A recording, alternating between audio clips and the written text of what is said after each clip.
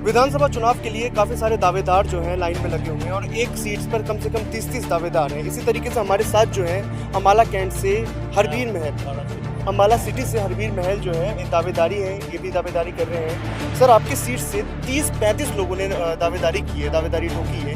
आपका उसके अंदर काफ़ी ज़्यादा मजबूती से नाम आता है, क्या कैसे देख रहे हैं? क्योंकि आप काफ़ी पहले से ही कांग्रेस के अंदर आप कामकाज कर रहे हैं, 2004 से लगे पड़े हैं कांग्रेस।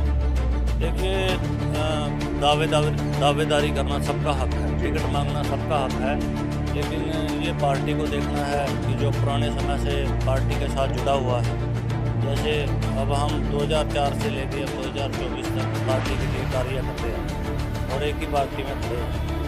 और पिछले 3 पुश्ताना से कांग्रेसी हैं। मेरे डैडी जी भी साथ में कांग्रेस पार्टी में रहे और मेरे दादाजी भी कांग्रेस पार्टी में रहे और 2004 से अब तक मैं पार्टी में काम कर रहा हूँ।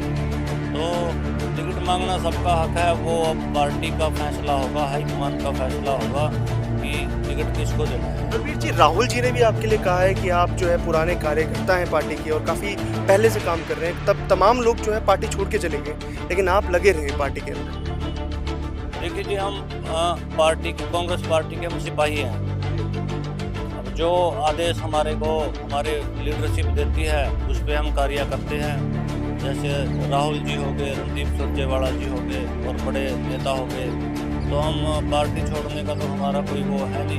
हमको तो अब कांग्रेस पार्टी से हैं, कांग्रेस पार्टी में ही रहना है। टिकट अगर आपको मिलता है, क्योंकि आप कट्टर दावेदार हैं, टिकट आपको मिलता है तो सबसे पहले हरियाणा में क्या काम करवाएंगे आप? क्योंकि अभी भी मॉब लिंचिंग की घटना हुई है, जो वेस्ट बंगाल का जो मॉब लिंचिंग का केस आया है हरियाणा से, अनएम्प्लॉयमेंट बहुत ज़्यादा है हरियाणा के अंदर।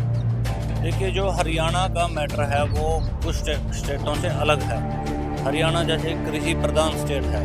अब हरियाणा के अंदर आप देख लो, पीछे 1 साल पहले किसान आंदोलन होकर हटा है। दिल्ली के अंदर 700 किसान शहीद हो गए हैं। और अम्बाड़ा जो शहर है वो बॉर्डर से लगता है, पंजाब से लगता शहर है।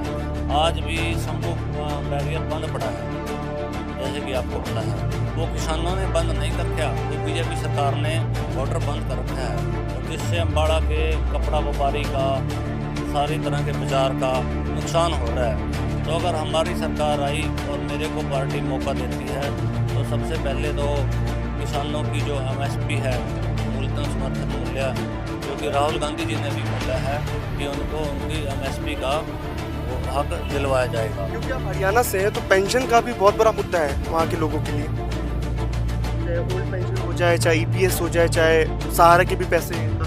देखिए, अब बीजेपी सरकार ने क्या किया, कांग्रेस के टाइम में पेंशन बढ़ी है।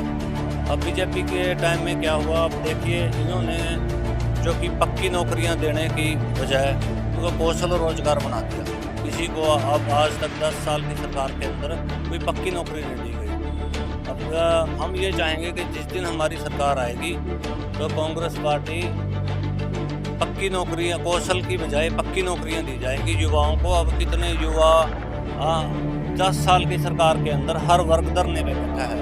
ठीक है, हरियाणा में जैसे कि मीडिया ने भी सर्वे किया है, हम लोग भी गए थे, ग्राउंड पे गए थे, तो हमारे दर्शक ने भी किया है, आपका नाम काफ़ी ज़्यादा है, लोगों में पॉपुलैरिटी बहुत ज़्यादा है। ऐसा आपने जो कार्य है, कैसे लोगों के दिलों में आपने राज किया?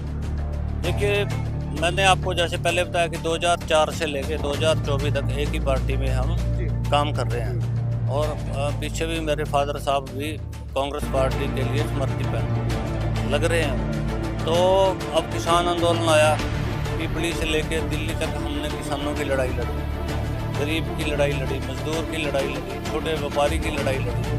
तो लोगों के बीच में रहते हैं और पुराने कांग्रेसी हैं। कांग्रेस पार्टी का जैसा आदेश होगा वो हमको सर्वमान्य होगा।